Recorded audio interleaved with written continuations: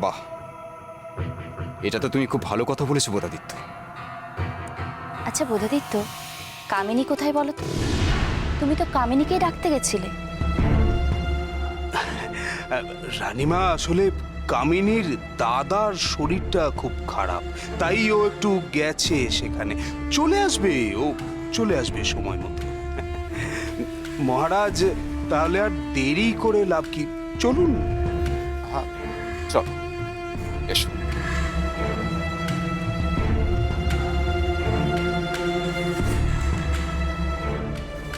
আর এবার যখন কামিনী ফিরবে তখন সব তছনছ করে দেবে, সব। আমি সবই শুনেছি জোৎস্না, কিন্তু আমি এটাও বুঝেছি যে তোমাদের মাঝখানে আর কাটা হয়ে আমি থাকতে পারবো না। কাঞ্চনকে আমি কোনো দিনই পাবো না, আর তোমাদের সাথে শত্রুতা করে কাঞ্চনের ঘৃণার পাত্র হওয়ার থেকে তো ভালো বন্ধু হয়ে বন্ধুত্বটা পাওয়া, তাই না? লক্ষ্মী, তোমায় বিশ্বাস করি কিভাবে বলো তো?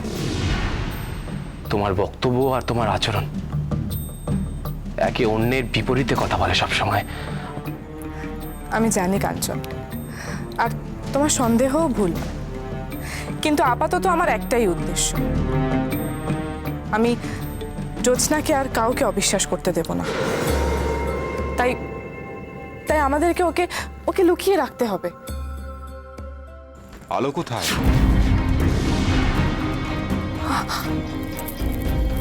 তুমি আমার সঙ্গে এদিকে এসো, এখানটা বসো, মাথা নিচু করে, নাহলে কেউ দেখতে পেয়ে যাবে। কাঞ্চন, বলছিলাম সেদিন আলো, আলো কোথায়? তোমরা দুজন এখানে? আলো কোথায়? ওকে দেখতে পাচ্ছি না। কি হলো কাঞ্চন, চুপ করে আছো কেন? তোমরা এখানে কি করছো? আর আলো বদ্যি বা কোথায়, তাকে দেখছি না। কাঞ্চন, আলোকে ডাকো। দেখো কাঞ্চন, আলো আমার প্রাণ বাঁচিয়েছে। আমি আমি ওর সঙ্গে দেখা করতে চাই, ওকে ওকে ধন্যবাদ দিতে চাই। যাকে আলো ভেবে ধন্যবাদ দিতে চাইছেন মহারাজ, তার আসল রূপ সামনে এলে উনি সব থেকে বেশি রাগ করবেন। আলো তো নেই। নেই মানে? কোথায় গেছে? আলো আসলে একটা দরকারি কাজে বেরিয়ে গেছে। সে কি, বেরিয়ে গেল? আমাদের কাউকে কিছু না জানিয়ে বেরিয়ে গেল? কাঞ্চন, এটা কি করে সম্ভব? একটা মেয়ে যে এত বড় কাজ করলো, সে এমনিতেই চলে গেল? এ কখনো হয়? এই মন্ত্রী মশাই দেখছি আমাদের বিপদে ফেলেই ছাড়বেন।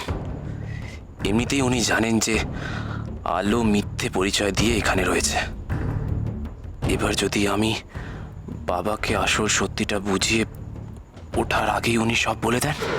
না বাবা, আলো আমাদের জন্য যা করেছে তার জন্য আমরা ওর কাছে কৃতজ্ঞ, কিন্তু ওর নিশ্চয়ই কোনো জরুরি দরকার ছিল, তাই হয়তো বেরিয়ে গেছে।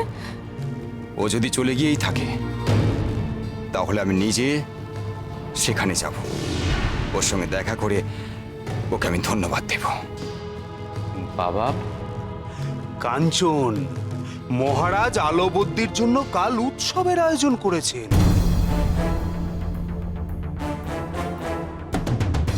সর্বনাশ, এবার কি হবে?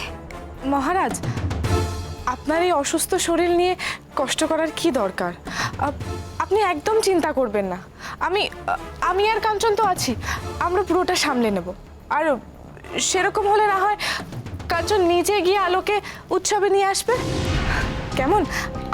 আপনি একদম চিন্তা করবেন না, আপনি নিশ্চিন্ত থাকুন। আশ্চর্য, লক্ষ্মী কেন আগ বাড়িয়ে এত সব কথা বলছে?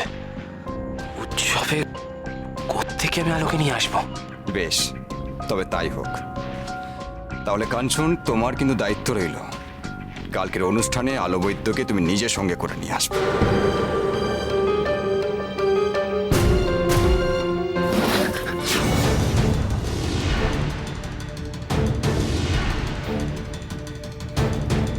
কিছুর একটা আওয়াজ হলো না? আমি দেখছি। রানীমা, রানীমা, ও কিছু নয় রানীমা, হাওয়ায় কিছু পড়ে গেছে হয়তো।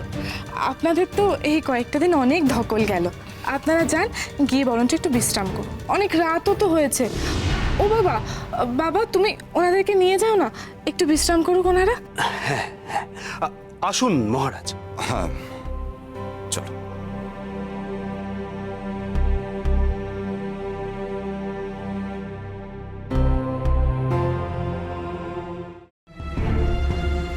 আমি স্বার্থপর, ঠিক। আমি শুধু নিজেরটাই বুঝি, ঠিক। কিন্তু একটা কথা সত্যি করে বলো তো দাদা, আমার ভালোর সঙ্গে যে তোমার ভালো, তোমাদের ভালো জড়িয়ে আছে, সেটা কি তুমি বুঝতে পারো না? কি বলতে চাইছিস কি তুই? তোমার স্বার্থ না থাকলে তুমি কি আমাকে সাহায্য করতে দাদা? আমার শক্তিতে তুমি নিজে লাভবান হচ্ছ না কি? শোনো দাদা, আমরা শ্বেতনাগ বংশের বংশধর, কৃষ্ণনাগদের মতো বোকা নই আমরা। আমরা যে কোনো মূল্যে শক্তি চাই, ক্ষমতা চাই, রাজত্ব চাই, আর তার জন্য যা যা করণীয় আমরা সব করতে প্রস্তুত। তাই তোমারই বোকা কথার কোনো অর্থ হয় না। আর হ্যাঁ, আমি জ্যোৎস্নার কাছে তোমাকে ফেলে এসেছিলাম ঠিকই, কিন্তু আমি নিশ্চিত ছিলাম জ্যোৎস্না তোমায় মারবে না। আমায় মারবে না কেন? কারণ জ্যোৎস্না ভালো, আর যুগ যুগ ধরে ভালোরা এভাবেই মন্দের কাছে হেরে এসেছে দাদা। জ্যোৎস্না ভালো, তাইও এ ভেবে আমায় ছেড়ে দিয়েছে যে আমিও ভালো হয়ে যাব।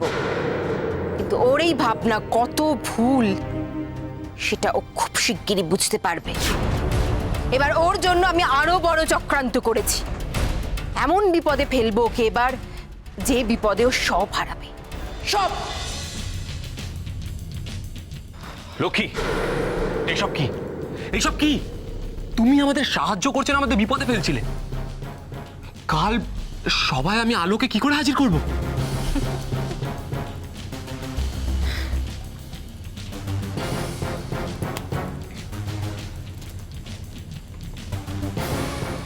কাল সভায় আলোকে নয় কাঞ্চন, জ্যোৎস্নাকে নিয়ে যাবে তুমি। মানে কি বলতে চাইছো তুমি? মানে আমি এটাই বলতে চাইছি যে আর কোনো মিথ্যে কথা নয়, আর কোনো লুকোচুরি নয় কাঞ্চন। আমি চাই কাল সভায় সত্যিটা সবার সামনে প্রকাশ পাক। তাহলে সারা জীবন জ্যোৎস্নাকে সবাই ভুল বুঝবে কাঞ্চন।